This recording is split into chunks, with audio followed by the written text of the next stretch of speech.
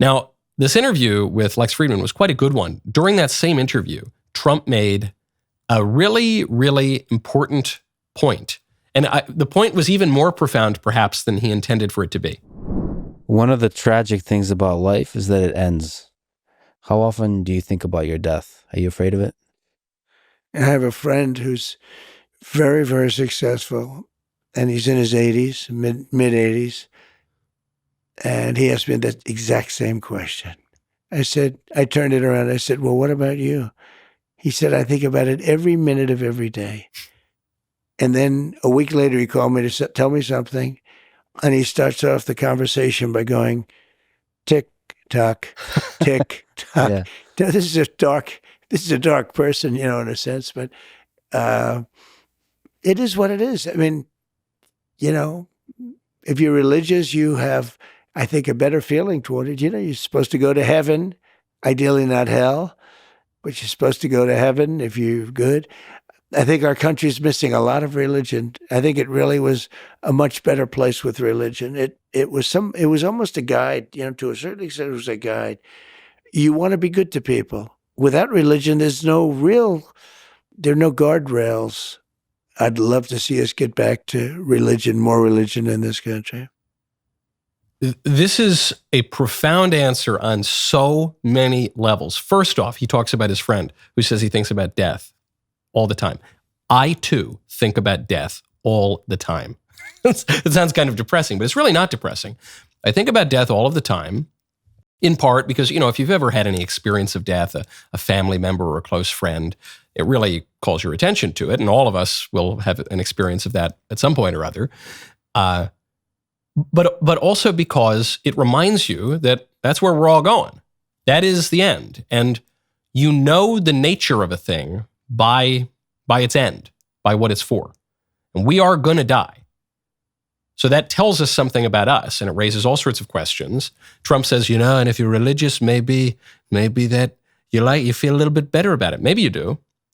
But you at least feel more intentional about it. You want to make sure that you are in a state of grace, that you're not in a state of mortal sin.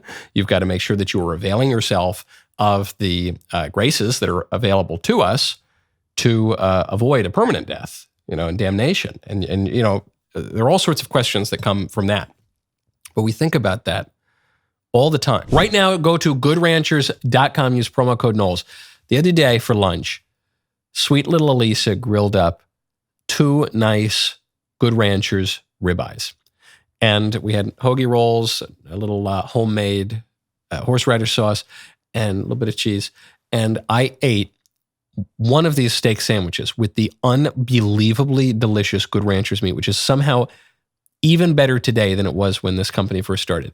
And it was so good. I'm almost ashamed to say this, but I'm also somewhat proud. I ate a second hoagie for lunch. That's how good. Good Ranchers meat is the best meat you're going to get. It's time to say goodbye to that mystery meat with Good Ranchers sourcing all their meat exclusively from American farms. You're getting 100% American meat, no antibiotics, no added hormones, definitely no seed oils, just pure steakhouse quality cuts that'll make you wonder why you ever settled for less.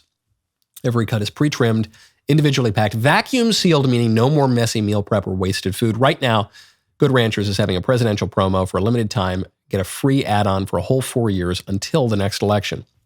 That means when you subscribe to any of their boxes, you get to decide if you want extra plain chicken breast, Angus ground beef, Applewood smoked bacon, or wild-caught salmon in every order for 4 years. Use code Knowles, KNWLES. Claim this presidential promo worth over $1,200 and bring 100% American meat to your family until 2028. GoodRanchers.com, promo code Knowles.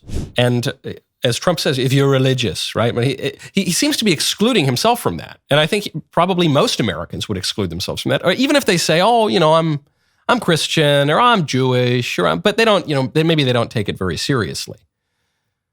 I know, I'm not that I'm not too religious. Okay, well then, what do you think about it? He says we need to get back to religion. And why does he say we need to get back to religion? He's not here. He's not a Bible thumper, right? That's kind of what's so refreshing about Trump is he's this figure that is representing a popular recognition that we have to return to Christianity, that we have to return to kind of normal society, the way we used to live when our civilization was at its height. But he he is so open about being an imperfect vessel. You know, he said, look at me. Even when he jokes about how he doesn't drink, oh, could you imagine the only good thing you can say about me is I don't drink. If I drank, I'd be the worst. You know, there's a refreshing humility, ironically, to Trump. And he says, we got to get back to religion, because when we had religion, we had guardrails. And I love this term, guardrails. It reminds me of a homily that my priest preached recently, which was about the nature of sin. You know, most people think sin is just breaking the rules, but it's not breaking the rules. That's a childish understanding of sin. Sin is, as he pointed out, the violation of a relationship of grace. And the rules are there as guardrails.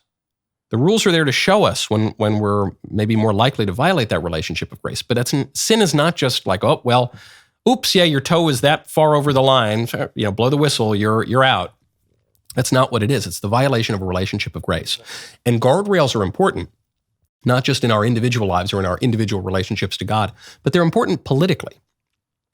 You know, when you transgress in the body politic, you commit a crime or you engage in some kind of corruption, it's not just that you broke a rule. It's that you violated a relationship that is supposed to be one of love and charity and common concern, and a relationship that is oriented toward the common good. That's what we're all doing together in politics.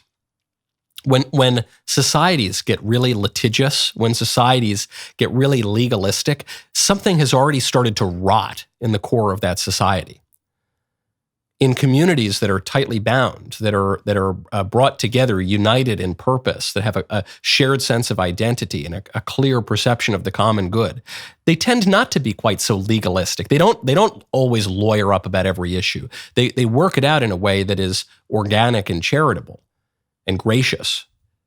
That's, even if you don't think about God much at all, even if you don't think about theology or the deeper aspects of religion at all, just from a political perspective, we have to restore that kind of sense, the sense of sharing a relationship of grace and a relationship of charity, and a politics that is grounded much more in that than it is on breaking some stupid rule. Because if it's all just about breaking some stupid rule, you can indict a ham sandwich and we're going to wind up a tin pot dictatorship or a banana republic if we're not that already. That was great, man, huh? Wasn't that a good clip? Now, ring the bell, subscribe to the Michael Knowles YouTube channel, and you'll get many, many more.